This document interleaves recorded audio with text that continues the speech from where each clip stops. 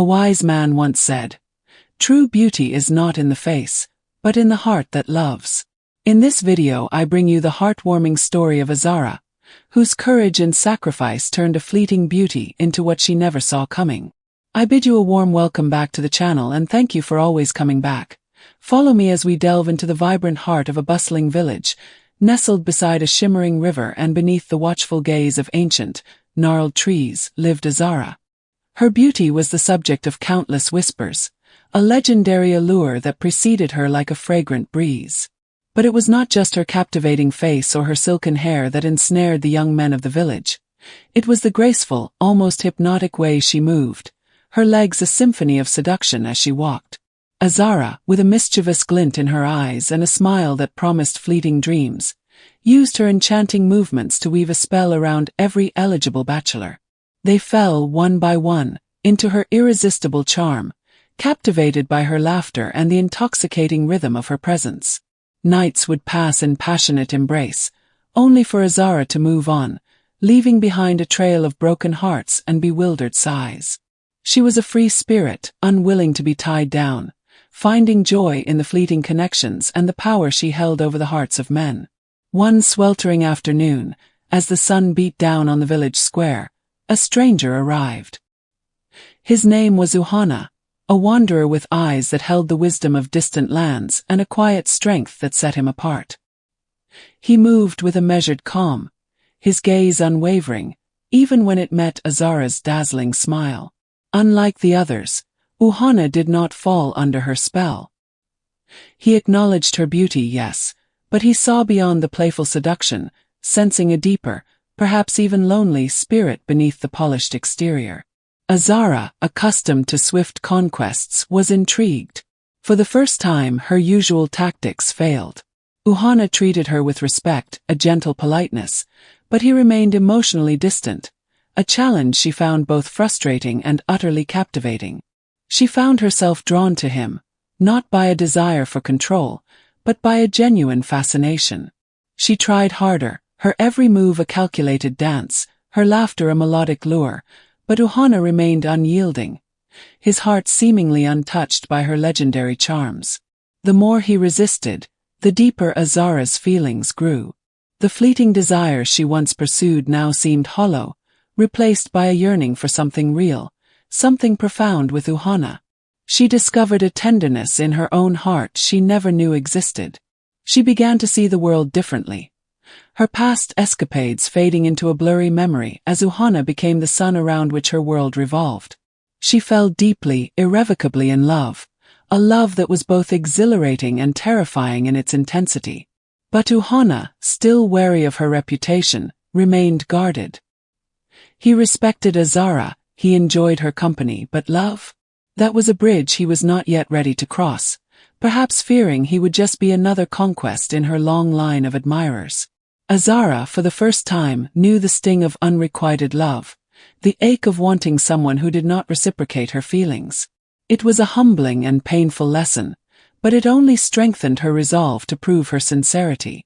Then tragedy struck. A virulent fever swept through the village, and Uhana, strong as he was, succumbed to its cruel grip.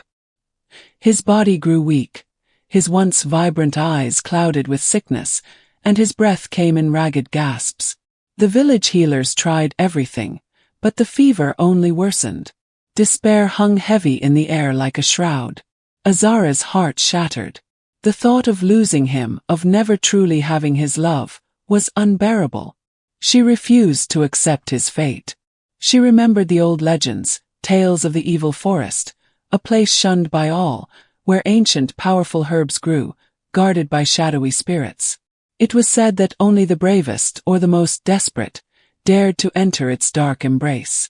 In her grandmother's whispers, she recalled a specific potion, a legendary remedy said to cure even the deadliest of ailments, hidden deep within that forbidden wood.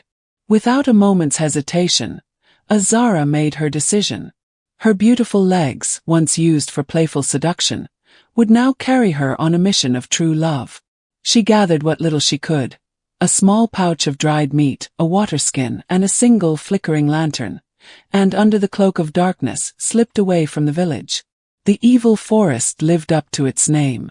The trees were twisted and ancient, their branches intertwined to form a perpetual twilight. Strange sounds echoed through the gloom, the hoot of unseen owls, the rustle of unseen creatures, and whispers carried on the wind that seemed to mock her courage. Every shadow seemed to hold a lurking danger. She faced trials that tested her spirit to its core. Phantom figures danced in her peripheral vision, attempting to lead her astray.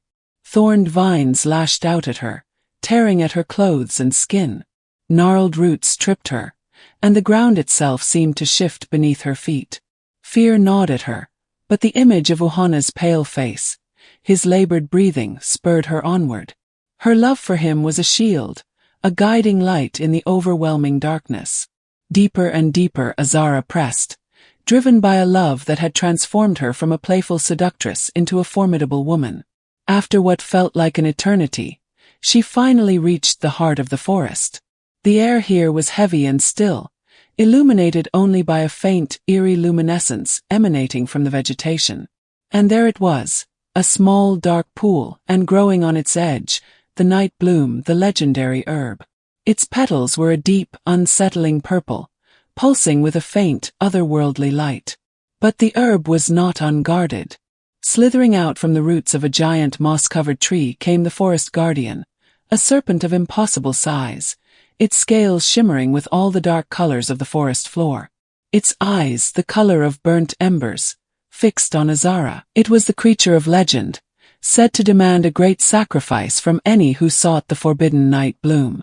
Azara felt the paralyzing grip of terror, but she quickly fought it off. She stood tall, her fear channeled into a resolute strength. She did not raise a weapon. She only looked into the serpent's ancient eyes. "I have not come to steal," she spoke, her voice clear despite the tremor in her heart. "I have come to save the man I love. He is dying, and only the night bloom can bring him back. Take what you will from me, but let me have the herb." The guardian hissed, a sound like dry leaves skittering on stone. "A sacrifice must be made, little human. You were known for the power of your beauty and your allure. Will you trade the source of your power for a life that may never truly be yours?" Azara smiled sadly. "My old power was a beautiful but hollow shell. The true power is in this love that compels me here. If you want my beauty, take it. If you want my charm, take it. My worth now lies only in my ability to save Uhana." As she spoke, a gentle light began to emanate not from the herb, but from Azara's heart. The guardian, sensing the profound shift in her spirit, slowly lowered its immense head. It had seen greed, fear, and desire, but rarely such a selfless transformation. It realized the woman standing before it was no longer the vain girl of the village tales. She was an embodiment of true, sacrificing love. "The greatest magic is not in the herb, but in the heart that seeks it," the guardian rumbled, its voice softening. "Go, Azara. Your true sacrifice was not what you offered to lose, but the selfish past you chose to abandon. The cure and the reckoning." The serpent retreated, and Azara swiftly gathered the night bloom. With the precious herb clutched tightly in her hand, she raced back toward the village, her beautiful weary legs carrying her faster than they ever had for any frivolous chase. She burst into Uhana's hut, exhausted and covered in the mud and scratches of the evil forest. She crushed the purple petals into a paste and, with trembling hands, coaxed Uhana to swallow the potent medicine. The effects were miraculous. By morning, the raging fever had broken. Uhana opened his eyes, clear and focused, and for the first time, he truly saw Azara. He saw the grime and the torn cloth, the deep circles under her eyes, and the countless small wounds that crisscrossed her skin. He saw the depth of the sacrifice etched on her face. "Azara," he whispered, his voice hoarse. "Where did you go?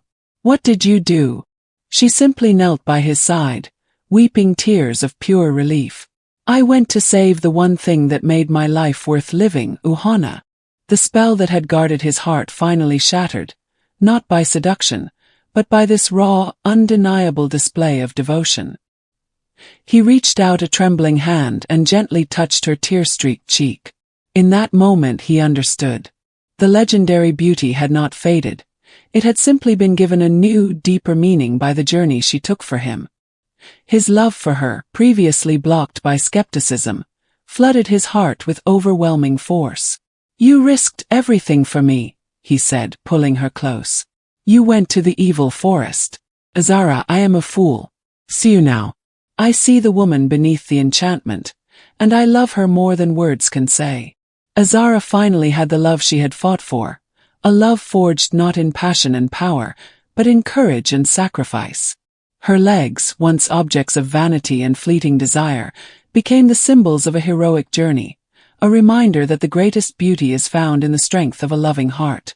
They did not marry quickly, but they lived for each other, building a love story that became the new, truest legend of the village. A tale of how one woman transformed herself through the magic of unselfish love. If you watched until this point, thank you so much for your time. Till I come your way next time, keep being amazing.